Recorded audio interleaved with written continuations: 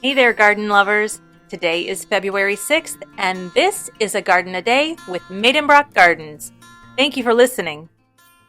What do you do when you are the grandson of a pope, the son of Lucrezia Borgia, the Archbishop of Milan by age 10, a cardinal by age 29, both before ever being ordained as a priest, and you run for pope but don't win? Something that you will do 5 times. Why? You become lifetime governor of Tivoli and build an extravagant garden, all the while taking marble and statues as it suits you from the ruins of Emperor Hadrian's nearby villa. Of course, that's what you do. So, where are we today? We are at Villa d'Este and Tivoli Gardens in Tivoli, Italy. Villa d'Este is named for its creator, Ippolito d'Este, Cardinal of Santa Maria in Acquiro and Governor of Tivoli. He was born in 1509 in Ferrara, in northern Italy. His grandfather was Pope Alexander VI, and his mother, the Pope's daughter, was Lucrezia Borgia. I'm sure you've heard of the famous or infamous Borgias. If not, take a minute to look them up. Scandal! Ippolito's father was Alfonso d'Este, Duke of Ferrara. The family had been lords of Ferrara since 1393. Ippolito's older brother succeeded their father as duke, and as the second son, Ippolito was destined for the church. Titles were hereditary in those days, and he became Archbishop of Milan at age 10 and Cardinal at age 29. He did eventually become an ordained priest in 1564 at age 55. Around the time he received the cardinal title, he was also serving as an ambassador to the French court. He had such a strong relationship with France that he became the French candidate for pope at the conclave that elected Pope Julius III. Before the vote, he withdrew his candidacy that allowed Julius to become pope and was rewarded with the lifetime position of Governor of Tivoli. This position came with an official residence at a former convent that had been built at the site of a former Roman villa. The residence was too small for the cardinal, but it did have an expansive lawn with a lovely view of the countryside. He commissioned prominent Mannerist architect Piero Ligorio to design gardens greater than any other in Italy. It took Ligorio 17 years to complete the project. The beauty of the gardens came at a price for the ancient ruins of Hadrian's villa, located just a short distance from Villa d'Este. The villa had been abandoned in the 1st century, and the cardinal decided to permanently borrow marble and statues from the site. Sitting on a little more than 11 acres, Villa d'Este is one of the best preserved examples of an Italian Renaissance garden, and became a model not only for future Italian gardens, but for other European gardens and gardens around the world. The garden is a phenomenon of 16th century engineering and is well known for its fountains.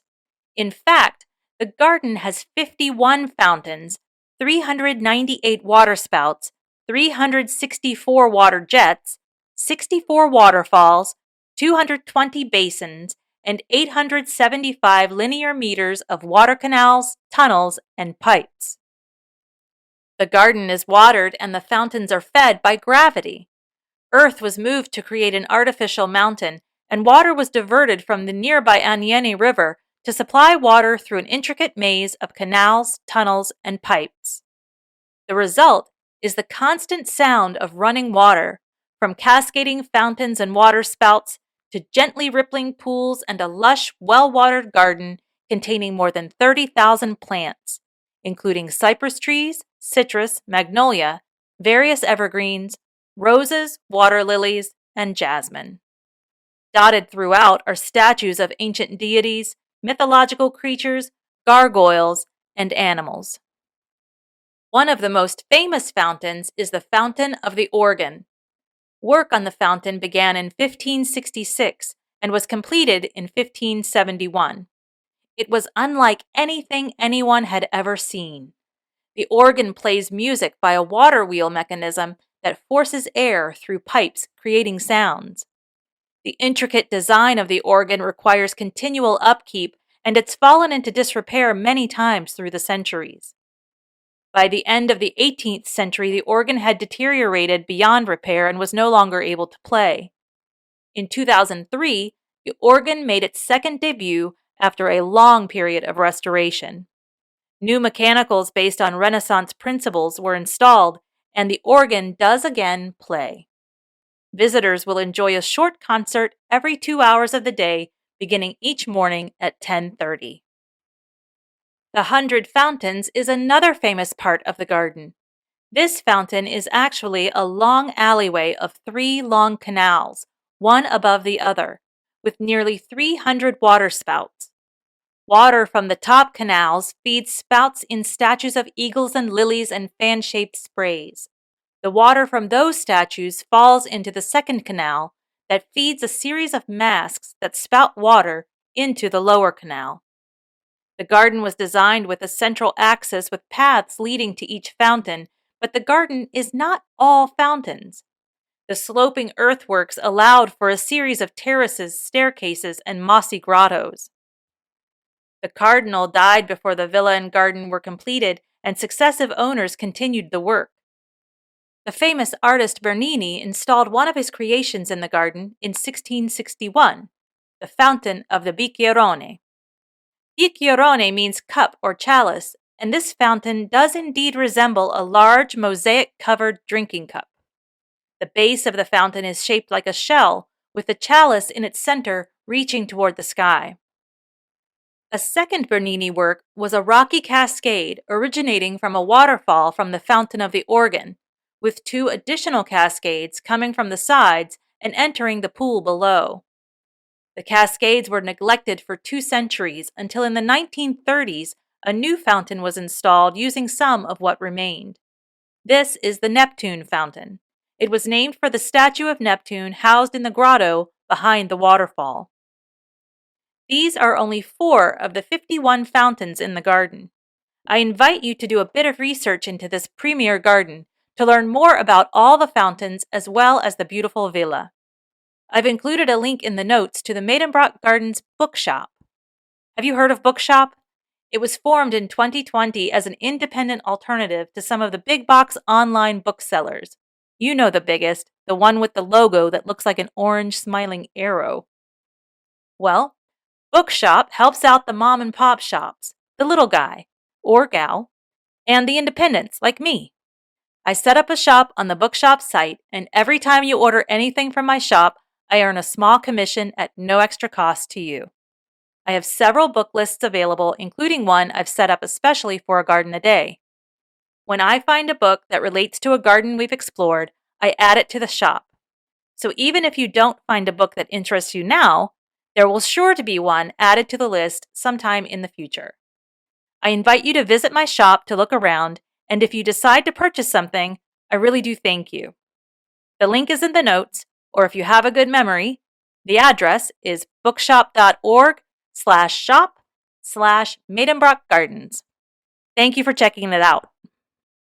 The villa was built atop a former Roman temple and monastery. If you tour the villa today, you will be able to see some of the ruins beneath the floor. Glass floor panels have been installed to allow visitors to see what lies beneath. The rooms inside the villa are a sight to behold. Most of the furnishings have been removed, but stunning frescoes remain, showing religious, mythological, and historical themes. The Hungarian composer Franz Liszt visited Villa d'Este several times from 1865 until his death in 1886. He was inspired to write several pieces for piano based on his visits to the garden. The villa and gardens went through several eras of decline and rebirth until finally, after World War I, the entire estate became the property of Italy. Since 1920, the villa has been open to the public. The gardens made their cinematic debut in the 1954 film Three Coins in the Fountain. In 2001, the entire property was named a UNESCO World Heritage Site. The villa is open daily except for New Year's Day and Christmas Day. Free admission is offered on the first Sunday of every month. And I've got to say, that's about it for today. I hope you've enjoyed today's garden. Thank you so much for listening. Join me tomorrow to find out where we're going next. I release a new episode every single day. As a reminder, you can learn more about the gardens featured on A Garden a Day by clicking on the links in the notes or by visiting our website, agardenaday.com. And if you like A Garden a Day, and I hope you do, please consider liking, subscribing, and telling your friends. If you're able, please also consider giving us a 5-star review. It lets me know you like the show, and it also helps others find the podcast. I really do appreciate your support. If all goes well, I'll be right back here tomorrow. See you then.